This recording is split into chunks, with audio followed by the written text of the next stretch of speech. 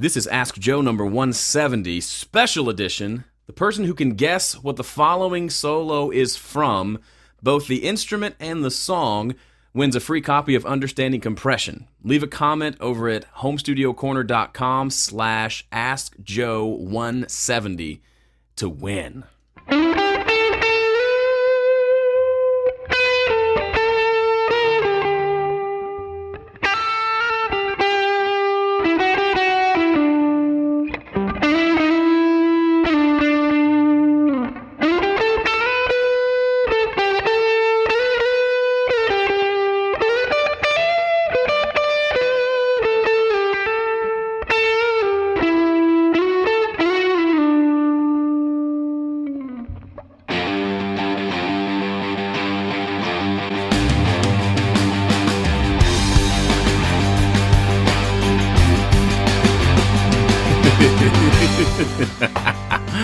Oh, I sometimes scare myself. Hey, this is Joe Gilder from homestudiocorner.com, and I don't know what got into me. I just had that song stuck in my head in the shower this morning, and I decided that that's going to be the intro for the podcast, and we're going to give one away. So somebody on the live stream already guessed it, so congrats Tiki, my boy, over in the UK. He guessed it right. He wins something, but the first person to guess on the website will also win a copy of Understanding Compression.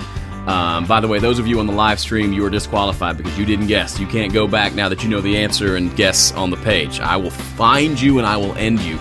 But anyway, welcome to the podcast. I've taken a few weeks off and I've missed you.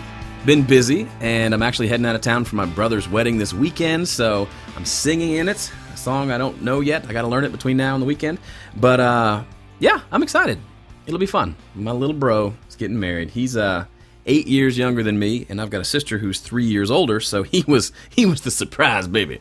But he's getting married to a sweet girl named Heather, and it's going to be a lot of fun. So without further ado, let's jump into the rant section. And here's something interesting. I can't remember who came up with this, but remember several episodes ago when I realized rant didn't really fit this section because I don't really rant. It's more like a soliloquy was the word I used, which is a really bad word to, it's not a very common word. People don't know what it means, makes me sound pretentious. But somebody, I can't remember who it was, and I apologize, you need to let me know who you are so I can give you credit, emailed me and said, have you thought about using the term Joe's Muse for the first section of the podcast? I kind of like that.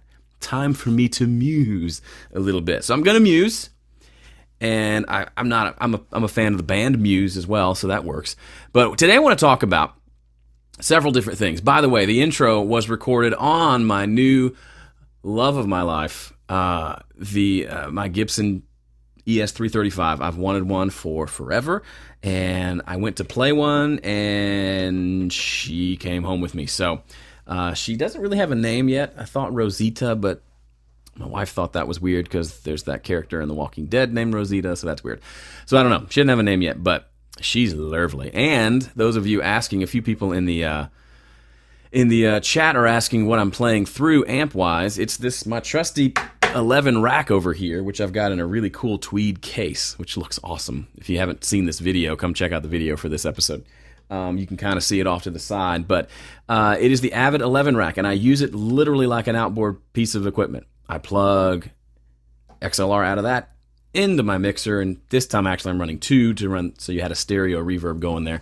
But yeah, great box, great guitar. I'm very thankful and blessed and happy. So anyway, today I want to talk about something that I've talked about off and on the last few weeks in various outlets, and I've got an article I'm working on that I haven't put out yet. It's not finished, but it's this idea of trusting or putting too much stock in what other people think. Now, I'm not talking about opinions. I'm not talking about caring what people think of you.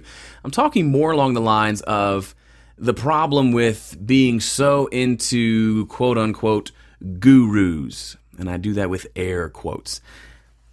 There's so many experts in the world, right? We all know that. People sometimes call me one of those, and that's funny to me. But I'm just a guy who likes to do recording and likes to teach other people what I know about it to help them make better recordings. But anyway, the problem with listening to me or anybody else is that as much as I would love for you to hang off of my every word, at the end of the day, you have got to figure out what it is you're trying to do in the studio and what works best for you. And let me backpedal a little bit. As you know, we might talk about this. We had a few questions come in about my band. As you know, I started a band, and we've had a few rehearsals. We've streamed almost all of them, I think, on Periscope, so follow me over there if you're not following me now. And it's a band to play my songs, and we'll play a few of the other folks' songs as well, but it's mostly a band to tour and promote the music I've released in the last couple years. And it's been really fun. And I found myself watching a lot of videos of live performances. So I'm watching several of the Rackatours concerts. I watched Jack White play Bonnaroo. I'm in like a little bit of a Jack White kick right now. But also some older stuff like some Zeppelin and Queen and what else? Billy Joel. And just pretty random. Watched a little bit of a Muse concert. And so the idea being, I'm looking for ideas for live performance stuff because I know how I wanted the songs to sound in the studio. Now we got to pull that off live or figure out how we're going to do those songs live. Now the thing that happens is I start to see people like, we'll use Jack White as an example. Whether you like his music or not, he's obviously very successful and he's not your typical run-of-the-mill guitar player. He likes to kind of go against the grain, which is kind of fun. But I also watched a lot of concerts and videos from Joe Bonamassa. If you're a guitar player, Joe is a fantastic blues player. Watch his Red Rocks concert. It's fantastic. And he's got some really cool videos talking about how he does guitar tone and things like that. And so I'm going for like an old school approach to guitar. I don't want a huge rack of pedals. I want delays and reverbs and tremolos and stuff like that, effects. But every time I've tried to use something like a distortion pedal, I just don't like it as much into a clean amp as I do driving an amp into distortion and overdrive, right? So I'm playing rock stuff. I'm not playing through Marshalls, but pretty hyped up Fender cabinets and things like that, like a Fender Bassman's my current, the one I'm really digging. And I'm just listening to the model on the 11 rack, not even the real Fender Bassman. Sounds really cool.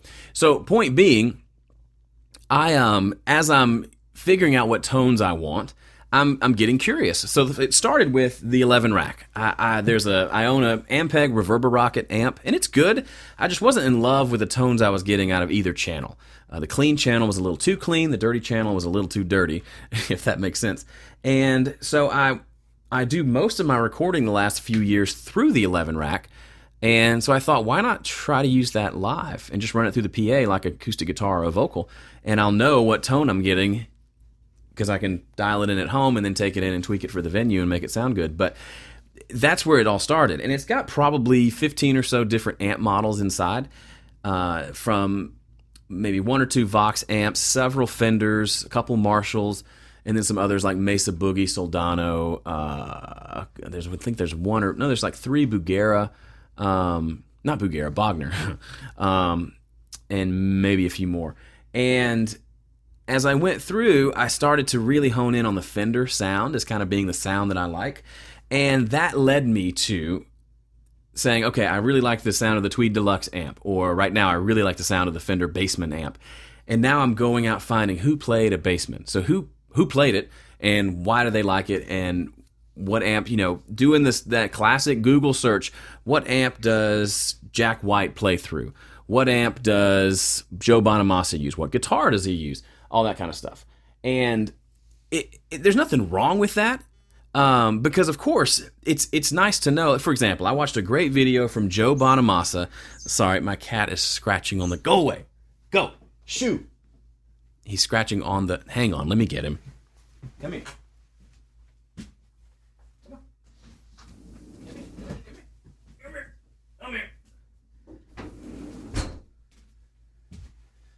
Those of you who still listen to the audio version of the podcast are missing out on this. This is Wayne. Say hi.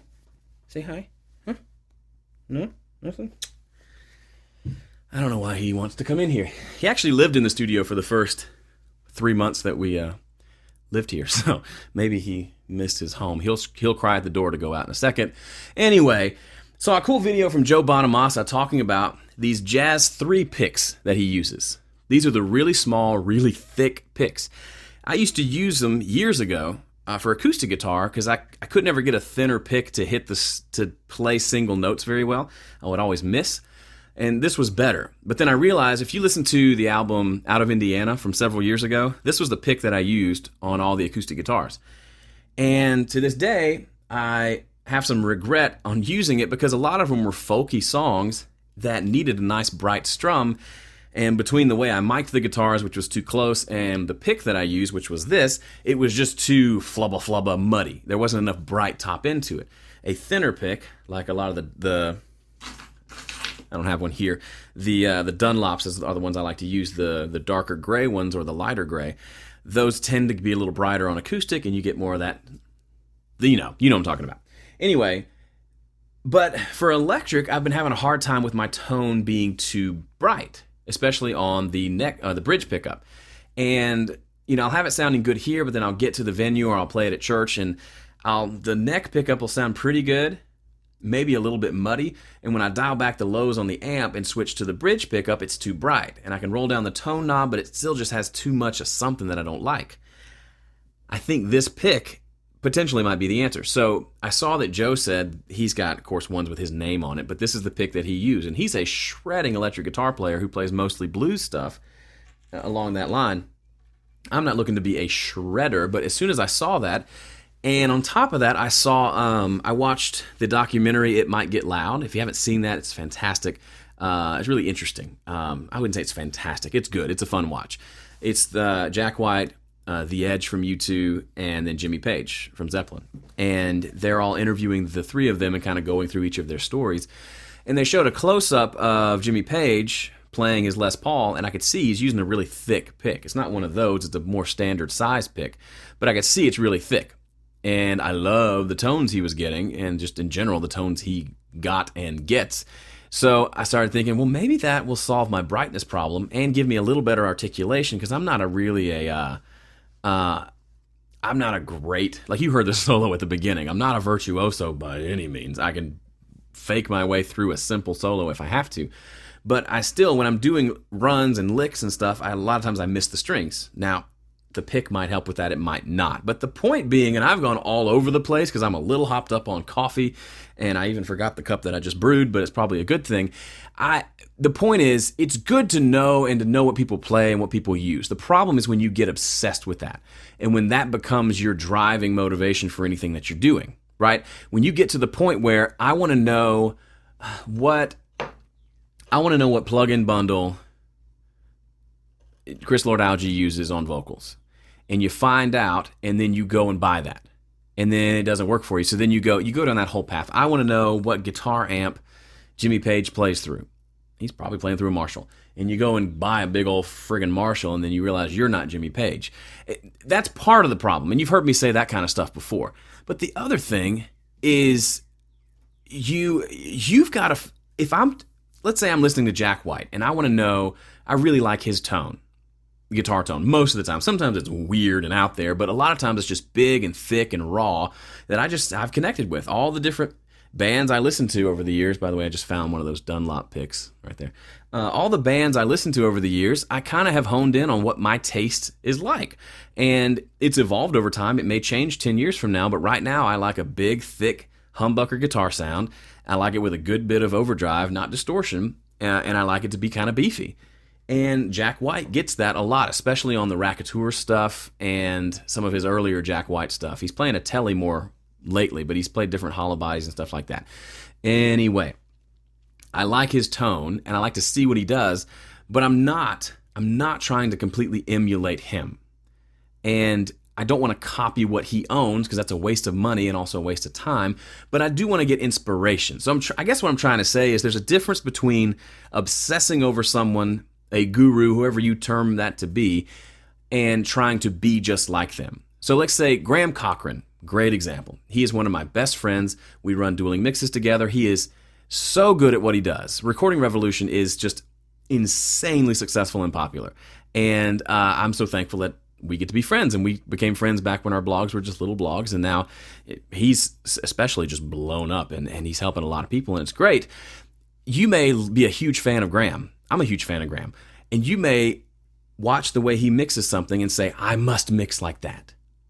Now, what I would say is why? Why do you need to mix just like Graham? Now, if your answer is the tone that he got out of that drum set is exactly the tone I want, great. But if you're saying it's just because I like Graham and I like what he does and I need to copy what he's doing to get the sounds that he's getting, that's not necessarily true. The thing about, the one thing that's really interesting about dueling mixes is every single month, we've been doing it for over 3 years. We're at about 40 plus mixes that we've done at this point. And where Graham and I each mix a song and we compare them and people vote. Graham has won more months than me, okay? I had a good streak there, about 6 in a row, but he's won more overall than me, I'm pretty sure. And the funny thing is, with maybe one exception, every time he's beaten me, meaning every time more members voted for his mix than mine, I've still, when I go back and listen, I've still preferred the tones of my mix to his. Is it because I'm super self-absorbed? No, I don't think so. I think it's mainly because I know when I heard the song, I had a sound in my head that I wanted. I used the tools available to me, which could be stock plugins, could be SSL bundles, could be running it through my mixer. It really doesn't matter because I'm trying to make that, the thing that's coming out of the speakers, I'm trying to make that sound like the mix in my head. And so in some ways, it doesn't matter what equipment I use because what matters is what I'm hearing here and what my preference is here. The problem is when you get obsessed with the guru and you want to copy what he's doing, but you don't know what the sounds you want in your head. So the best you can do is copy his mix on the exact same song, but then if you get a set of your own tracks that you recorded or from a client, you don't have any starting point. So it's like as if I'm sitting there and I've got the exact rig that Jack White uses in his shows, and then I start playing and I don't sound just like him and I'm disappointed. Well, that's ridiculous. I don't have his playing style. I don't want his playing style. I want to steal little bits and pieces that I like from his tone and incorporate it into my world, which he would be appalled, by the way, that I use an 11 rack for my guitar tone. It's a computer in a box. I mean, you can't get more anti-Jack White than that, but I like the tones, and I'm not going to go out and buy 3 or 4 or 5 or 6 $1,500 amps just to have those tones and then not be able to take them to smaller venues and crank them up to where they sound good because they'll be too loud and I'll have to use a distortion pedal, and I hate distortion pedals. So, to me, this is an ideal box for more reasons than just convenience, but also the fact that I can crank the amp and the output level is whatever I tell it to be. I have gone all over the world in this muse/soliloquy, but I hope you're getting the point. The point is simple. Learn from people, absolutely. Learn from people like me and Graham, sure, and anybody else. Watch videos of your favorite artists and mixers and get ideas from them, be inspired by them, absolutely. But don't bow at the altar of whoever it is. Don't try to be them. You got to be you. At best, the reason that we do websites and videos and tutorials is to teach you how to use the tools to get the sound that you want, to get the sound in your head to come out of the speakers. That's all we're trying to do. I'm not trying to convince you that my guitar sound is best. I'm trying to convince you that here are things you can do to get a good guitar sound and now go and use them to get the sound that's in your head. Does that make sense? I hope so. Boom.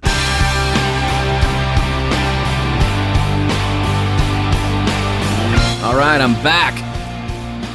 If you're listening to the podcast, you don't know anything just went wrong, but it actually went terribly wrong because I accidentally stopped the recording and moved around a piece of audio that came in too early, and I'm just trying to be the voiceover talent / producer / technical guy / engineer / all these other things. So that was embarrassing and a little fun. So let's jump into your question. See, the cat is now crying to go outside. Can you believe animals? Why do we let animals live in our houses? I don't understand. It doesn't make any sense. Excuse me. All right, I'm pulling up the post that I made in Facebook asking for questions. I got a few goodies there, and I'm going to run over on this episode. It'll be longer than normal, but that's okay. Come here. Come on. Come on. You want to answer questions? Come on. Come on. Come on. Oh, he just wants me to let him out. Maybe later. All right. So, I just had my mic muted for the for the stream guys. This day is, as they say, bananas. Okay. First question is from Adam Bob. Adam is a great dude, and I believe he's joining me on a weight loss challenge that I gave myself. Old Husky Joe's going to lose about 65 pounds, so be on the lookout for that. Adam says, what are the benefits to using a sub mix? I've seen people not use them in a mix. What are the pros and cons? I can send all the tracks to a sub mix and then to a mix bus and then to the main output. Okay, so I used to do this in Pro Tools. I don't do it anymore in Studio One. The main reason is because in Pro Tools, it's all about the metering. And I just don't care anymore. I don't use Pro Tools, but also I just don't really care about everything being so precise. So the idea was, if you ran audio just straight to your master fader, okay? And then you put something like a compressor on your master fader. The way the meters work on the master fader in Pro Tools, you could be clipping your mix bus, but if that compressor is turning things down, it won't show up as clipping on the meter. Okay, so it's actually the clipping's happening before it gets to the compressor, and then the meter is showing the level of the signal post-compressor. Okay, is it a huge deal? No, it's really not. Especially if you mix at conservative levels like I do, it really isn't an issue at all. But if you tend to clip your mix, or you've just got a huge session, where what I would do back in the day, and there's a video on YouTube I've posted of why I did it, so you can go check that out. It's somewhere on my channel from years ago. I would run all my tracks to a submix auxiliary channel. And then I would also set up a master fader that was looking at that same bus. And then from there, I would listen to and... I'm sorry, my system is messing up in front of me. I'm all over the place. So from there, I would watch the meters on the submix happen. There were no plugins there, and I could see if it was clipping, and then I could put my processing plugins on the master fader or on the submix, and then the master fader for the submix auxiliary bus would show me if it was clipping underneath. Honestly, at this point, with 64-bit processing and all that, I don't think it's that big of a deal, but it's important to people. And of course, you don't want your mix to clip for no reason, but at the same time, it's not, I don't know, it's not that, I just don't think it's that important. So in Studio One, those of you on the live stream can see I've got my tracks here, and it's kind of set up with an automatic master fader over on the right-hand side. So it's just there. And I honestly don't even know if the meters are pre-fader, pre-plugin, or post-fader, post-plugin, but I just don't care. Because, because I set up my mix early. I set my level so that I'm not anywhere close to clipping. So I literally am not even worried about clipping my mix bus almost ever. And that's a good place to be, because that's not a fun game to play where your mix is almost coming together and then you realize, oh, I totally forgot to, or I'm totally clipping my bus, I got to move everything down, and then you move everything down and then the mix isn't working anymore. It's quite the tragedy. So I would recommend not doing that as best you can. So good question, Adam. I would say, don't worry about it. Jerry says, how many rooms are in your home studio? I asked this because I have a room and a half I use for recording. Part of the basement has my gear, and the other room is to record drums. I thought about putting my computer and my gear in the same room, just so when the kids come down to play, I can get stuff done. Just wondering how you would go about it, or just keep it where it is, or just record it all in one room. I'd like to start bringing clients in, but I don't know if cramming everything into one room would work out. So for me, a lot of those questions answer themselves, because the computer that I use in the studio is an iMac, so it's not just a monitor. So I can't put the computer in another room where I can't see things, right? I mean, I guess I technically could put it in the other room and then set up a monitor, but that seems silly. So for people who use like a tower and have just a monitor in front of you, then sometimes it's cool to put that in another room so you don't hear the fan noise and stuff like that. But I don't care about that stuff. I can't think of a recording I've done recently, especially as quiet as these iMacs are and my hard drives and everything, where I'm hearing a lot of fan noise. If anything, that fridge over there might cause more problems than my, yes, I have a mini fridge, it came with the house, might cause more problems than my computer sound. So on that note, I don't think it matters.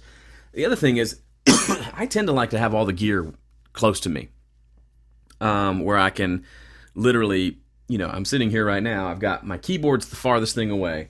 I can kind of move it over if I want to, but I've got my 11 rack over here. All my rack gear is here.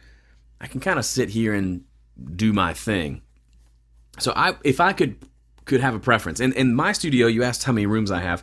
I've got this main room, and then I've got a bathroom, full bath, and then on the other side is kind of this weird room that is sort of a bigger closet that could maybe be a recording room, a vocal room, an amp room, if I ever used actual amps again.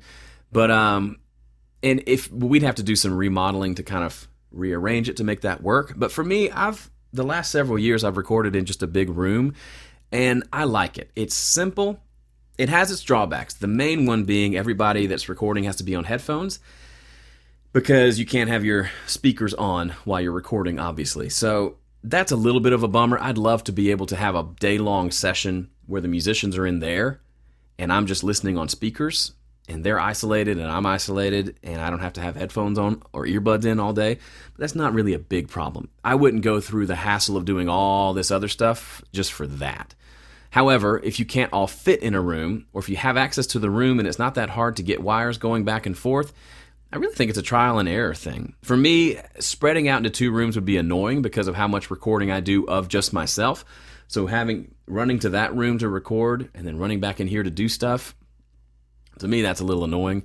Even if you had some sort of remote control, I'd rather just be right here, because if I'm in that room recording acoustic guitar and let's say I've got my laptop there and I can see my studio screen using screen sharing on my laptop, but then I want to adjust a preamp level. Well, guess what? I got to get up, put the guitar down, take off the headphones, run back in here, adjust the preamp level, go back in there. It makes more sense for me to literally push my chair back from my desk, roll my gobos in tight, and face kind of away from the computer, do my recording, and I can just turn and hit buttons and listen on speakers, listen on headphones, and do everything from right here. To me, that's just more fun. My friend Brent Milligan, who produces Stephen Curtis Chapman and he does a lot of work. He's fantastic. But in his studio, it's everything is kind of like what I'm talking about. He's sitting there at his desk. He's got a big rack of gear on his right. He's usually got a pedal board down at his feet with a bajillion pedals.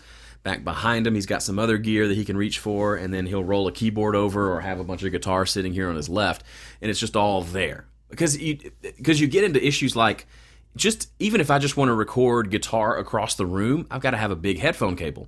If I have a big headphone cable, guess what? It gets tangled on everything.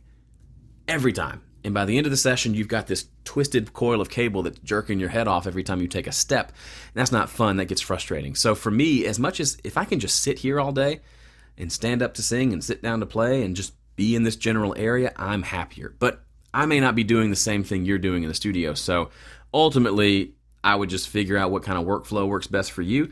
But so far, I've been a one-room kind of guy. Scott Bennett asks, I'm about to finish my basement with a studio in mind. Would you recommend spending the large amount of money to treat the walls like a studio? In other words, a resilient channel, doubled 5/8 drywall, green glue, etc. I'm not loaded, but I'm not struggling either. I could pay for a third of it cash and do the other 2/3 via an interest-free loan, and I'd like audio to be a side business, and I live in a condo and townhouse, so noise control would be very helpful. It's a lot of stuff going into that question, Scott. I don't know. Like, on the one hand, I think, if budget isn't a restraint and you can make it happen, part of me thinks, sure, go for it. At the same time, I don't know how you feel about any of the music I've put out of my studio, but I feel like I've been able to get some pretty great recordings out of a pretty minimal setup. I've got some good equipment. Don't get me wrong. I've got nice guitars and stuff like that, but I've never had a professionally treated room, and it works okay. Now, I'm not worried about sound getting out to the neighbor because the neighbor's 50 yards that way, right? So if you are worried about that, especially in a condo, then that's maybe something worth considering. At the same time, I don't know. I've not done construction. I have buddies who have. Stuff like using the green glue and setting up the walls the right way. I don't know how much is possible in a condo situation. Will there still be low frequencies that are getting to your neighbors? Maybe.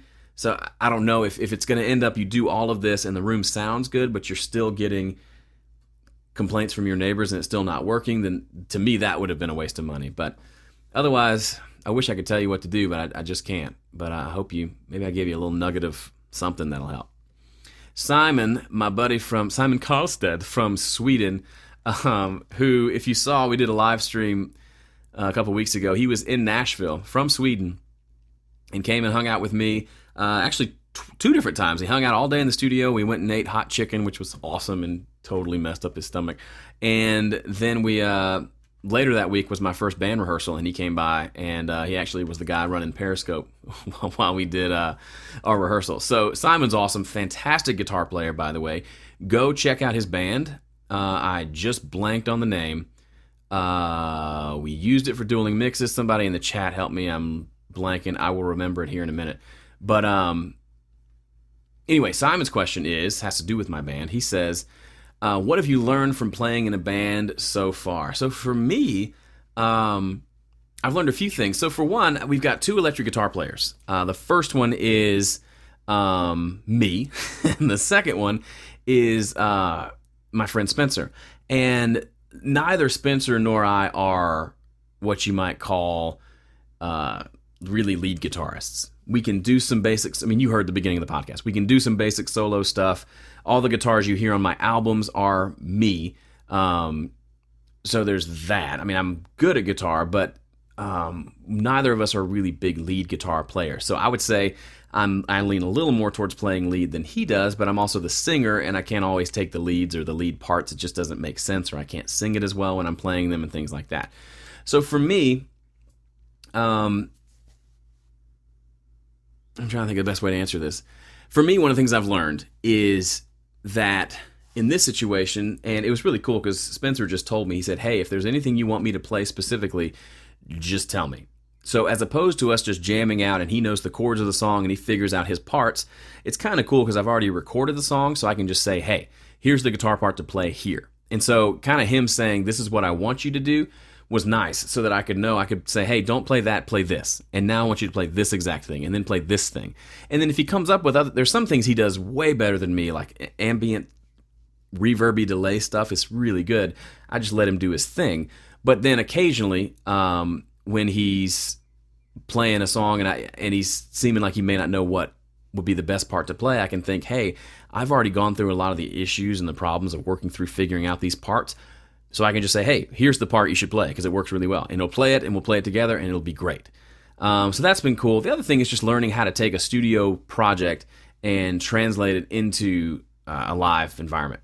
Because, in the studio, there may be a song that has 5 or 6 guitar parts going at once. How do we make that sound nice and big with just 2 electric guitars? And the honest truth is, when you've got really good bass and drums going, it makes it really easy. So that's kind of the answer to that. I just found my picture of myself and Simon on his Facebook page. Simon, you're going to have to forgive me, dude. I have blanked on the name of your band, and I'm scrolling down your Facebook page to find it, but I'm not finding it. Oh, what is it? I can remember the song we did in Dueling Mixes, but I can't find it. I'm going to keep scrolling until I find it. Oh, maybe I can't. Anyway, go check out Simon. He is one of my friends on Twitter. That's probably the best thing to go follow him on Twitter because he posts funny stuff. And then you can also find out about his band. So his Twitter handle is SIM, as in Simon, CARLS, Sim Carls, at Sim Carls. And of course, on his Twitter profile, he also doesn't say the name of his band. So now it's not my fault anymore. Anyway, okay. I think I've got time for one more question, and I really do have to go. So I've got some fun stuff going on this afternoon. Robert says, I've been trying to shoot for transparent mixes and add transparent gain during mastering in Studio One version 3. Blah, blah, blah, blah, blah. It seems that he posted a mix in the Dueling Mixes forums, and it seems I keep getting saturation, and maybe it's just the limiter. If you were going to go for a super clean, in-your-face mix, no reverb or delay space at all, how would you master it in Studio One? So, Robert, I think you're asking a question but I don't think your question has anything to do with my answer. So what I'm saying is, I don't think of mastering as being the thing that gives me a clean sounding mix. To me, all of that happens during the mix, and more so happens during the recording and then during the mix. So if you're talking about dueling mixes, obviously you didn't record that, so you're trying to take the tracks that you got and get good recordings or get a good mix out of them. And to me, it's all about the choices you make, the simple things like level and panning and EQ, more so than really anything else. And so it's hard to answer your question because I've never listened to a mix or done a mix critique where I've said, that has too much saturation. I'll say things like, that sounds a little too dark, or whoa, that's a little too bright. To me, it doesn't seem like something that I would even say, so I don't know how to respond to a question like that, if that makes sense. So what I would probably say is, I don't know. I don't think mastering is going to solve your problem. I don't think changing up how you're doing mastering is going to really make a difference in what you're doing. I think it's more of a mix thing, and I could be wrong about that. But for me, when I'm having issues, I never think, oh, it's the mastering. I think mastering enhances things, and mastering could certainly ruin things, but I don't think mastering is the main problem. Okay? Okay, so now I got time for maybe one more. Real quick, Tiki says, when mastering, do you sweep while EQing to get the bad frequencies? I don't do that by default. I'll only do it if there's a frequency I'm hearing somewhere that's bothering me and I'm trying to find it. But no, I don't just start sweeping away unless there's something I'm sweeping for and trying to find. Okay? All right, hope that makes sense. Thanks for listening to the podcast. This is an extra long episode today because I went extra long in my Muse section and the solo at the beginning. Remember, head over to homestudiocorner.com/AskJoe170 to enter to win a copy of Understanding Compression. If you can guess, first person to guess the song that solo came from in the beginning and the instrument wins. All right, I gotta go let the cat out. See ya.